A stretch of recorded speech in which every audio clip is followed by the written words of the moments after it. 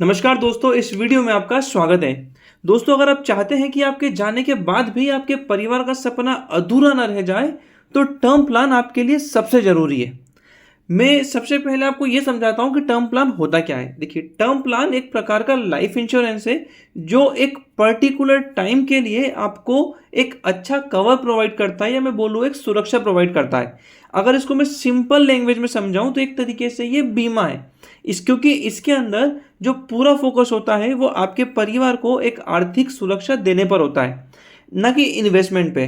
जब मैं आर्थिक सुरक्षा दे रहा हूँ, इसका मतलब क्या है कि आपके परिवार को एक बड़ा रिस्क कवर मिल जाएगा अगर किसी भी केस में अगर आपकी मृत्यु होती है उस पर्टिकुलर टाइम के अंदर।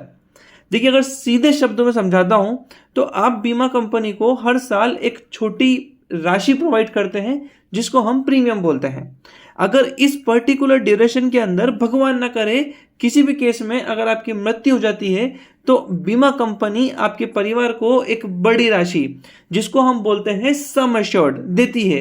ये जो अमाउंट होता है ये आपके फैमिली को आपकी अनुपस्थिति में होने वाले आर्थिक खर्चे जैसे बच्चों की पढ़ाई, होम लोन, घर का किराया, इन सब में हेल्प करता है।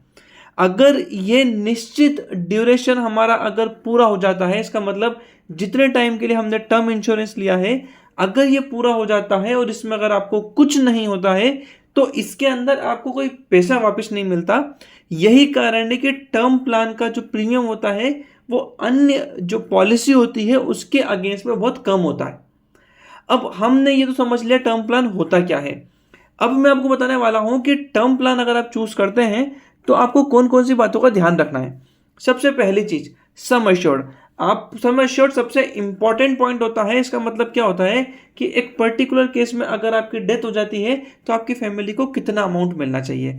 देखिए, जो सम एश्योर्ड होता है वो पूरा डिपेंड करता है आज की तारीख में कितने आपके खर्चे हैं, कितने आपके लोन चल रहे हैं, प्लस आपका बच्चों की पढ़ाई, बच्चों की होने वाली जो फाइनेंशियल लायबिलिटी है वो आज की तारीख में कितना है और आने वाले 40 साल के अंदर कितना रहेगा, कंप्लीटली उस पर डिपेंड करता है हमारा सम एश्योर्ड।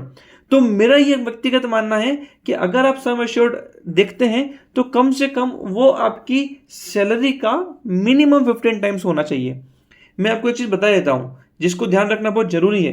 आज हो सकता है आपकी सैलरी 50,000 रुपये महीना हो, आने वाले 10 साल बाद आपकी सैलरी हो जाएगी मान लो 1 लाख रुपये महीना। तो टाइम के साथ में जो हमारा सम एश्योर्ड होता है वो भी अगर मैं 15 टाइम कैलकुलेशन करूं तो वो चेंज होगा, क्योंकि अगर 50,000 हुआ तो उसके अगेंस्ट में अगर आपकी 1 लाख की एक साल की सैलरी मान लो आपकी 10 लाख रुपए है, और अगर मैं उसका 15 टाइम करता हूं तो वो होती है 1.5 करोड़ रुपए। बट मान लो आने वाले 10 साल बाद आपकी सैलरी हो जाएगी 25 लाख रुपए या 30 लाख रुपए।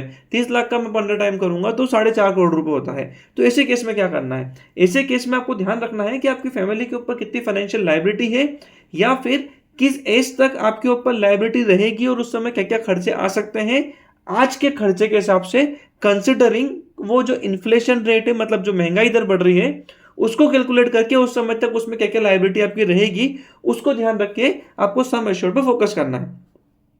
सेकंड, आपका पॉलिसी टर्म कितना होना चाहिए, मतलब आपको कितने साल के लिए टर्म इंश्योरेंस लेना चाहिए।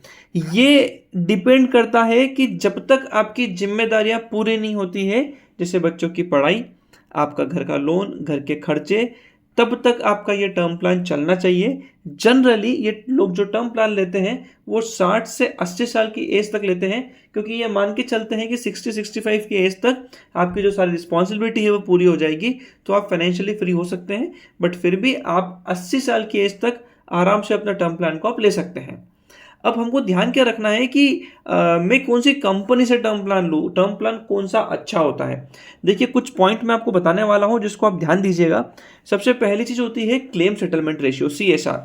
क्लेम सेटलमेंट रेशियो सबसे इंपॉर्टेंट पॉइंट होता है। इसका सिंपल सा मतलब है कि अगर किसी कंपनी का जो क्लेम सेटलमेंट रेशियो 98% है तो इसका मतलब क्या हुआ कि 100 में से 98 क्लेम को प्रोसेस कर दिया गया है। जो कंपनी जितना ज़्यादा क्लेम सेटल करेगी वो कंपनी उतनी ही अच्छी होगी। पर इसके साथ में एक चीज़ और ध्यान रखिएगा क्लेम सेटल के साथ में अमाउंट सेटलमेंट रेशियो का देखना भी जरूरी है, क्योंकि ये भी पॉसिबल है कि जो 100 में से 98 जो क्लेम पास करे हैं, हो सकता है वो अमाउंट छोटा हो सकता है जो टर्म का जो उनका अमाउंट हो वो 10 लाख 15 लाख 50 लाख रुपए हो, तो इसलिए उन्होंने जल्दी क्लेम प्रोसेस कर दिया हो। अब उनकी काउंटिंग में तो आ गया वो कि 100 में से हमने 98 पास कर दिए। तो हमें क्लेम सेटलमेंट के साथ में अमाउंट सेटलमेंट भी देखना है कि जो कंपनी ने अमाउंट सेटल करे हैं वो किस रेंज के करे हैं। ऐसा तो नहीं कंपनी ने सिर्फ 50 लाख के अंदर के अमाउंट सेटल कर दिए और इस वजह से क्लेम सेटलमेंट रेशियो कंपनी का ऊंचा हो गया। तो हमें ये ध्यान रखना है कि कंपनी ने क्या बड़े अमाउंट सेटल करे कि नहीं करे। 1 करोड़ 2 करोड़ 5 करोड़ के जो टर्म प्लान के जो अमाउंट होते हैं वो कंपनी ने सेटल करे कि नहीं करे। तो हमें क्लेम के साथ में अमाउंट का भी ध्यान देना है। 4th point, financial stability. याद रखिए, सस्ते प्रीमियम के चक्कर में कभी भी ऐसी कंपनी से टर्म प्लान ना ले लेना जो आपको बाद में सम अश्योर्ड का अमाउंट दे ही ना पाए। लोग देखते हैं कि यार फलाना कंपनी 10,000 में दे रही है, ये कंपनी 9,000 में दे रही है।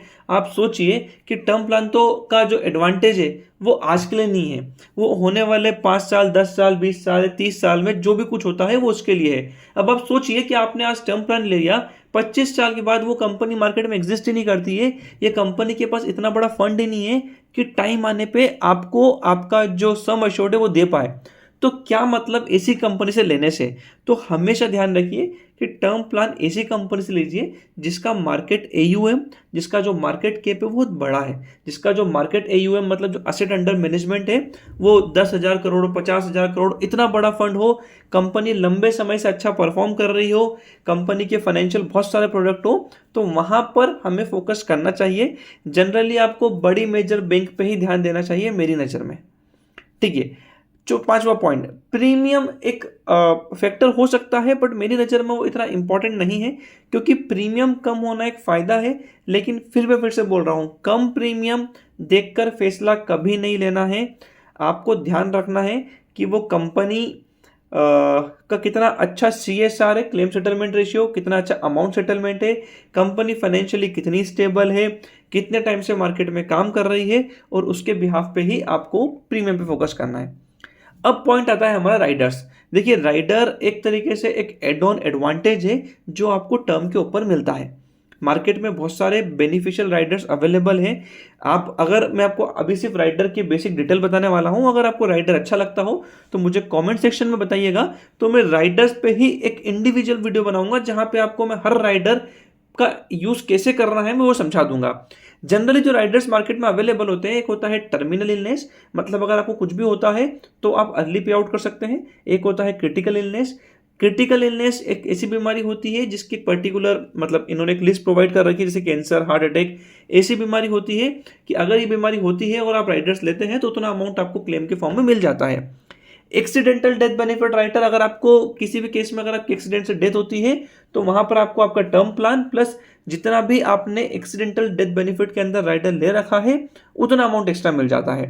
वेवर ऑफ प्रीमियम, अगर आप किसी भी तरीके से डिसेबल हो जाते हैं, आप आपके प्रीमियम पे नहीं कर पाते हैं, तो वहां पर कंपनी आपकी प्रीमियम माफ कर देती है, या मैं बोलता हूं आपके बिहाफ पे कंपनी पे करती है और आपकी पॉलिसी जारी रहती है।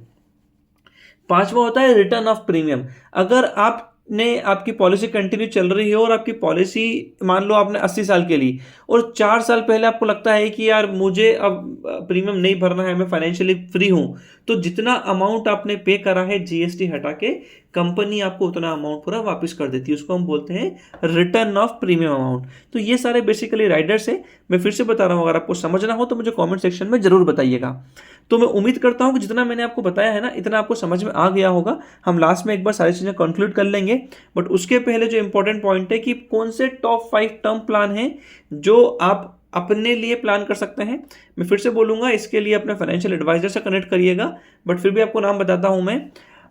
HDFC life click to protect super, ICICI prudential I protect smart, max life smart secure plan, SBI life e shield next, और एक और हमारा आता है LIC का जीवन अमर। तो ये सारे प्लान है बेसिकली जो मार्केट में अच्छे हैं, अच्छी कंपनी के हैं। इन कंपनी का AUM भी अच्छा है और लंबे समय से मार्केट में काम कर रही है। तो मैं अगर इस पूरे जितना मैंने समझाया है इसको अगर मैं कंक्लूड करूं, तो आपको ध्यान रखना है कि आपकी पर्सनल रिस्पॉन्सिबिलिटी कितनी है, कितनी आपके ऊपर लाइबिलिटी है। आज आपकी एज क्या है, आज आपकी हेल्थ कंडीशन क्या है। इसलिए किसी भी टर्म प्लान को खरीदने से पहले अलग अलग कंपनियों जो मैंने आपको बताए हैं इसमें आप प्लान कंपेयर कर लीजिएगा, आपकी क्या क्या रिस्पॉन्सिबिलिटी है वो देख लीजिएगा, क्या क्या राइडर्स में आपको एडवांटेज है वो देख लीजिएगा और उन बेसिस पे ही टर्म प्लान को फाइनल कीजिएगा। तो मैं उम्मीद करता हूं कि जो इन्फॉर्मेशन मैंने आपको बताई है ये आपको एक अच्छा टर्म प्लान सिलेक्ट करने में जरूर काम आएगी। Thank you for watching this video.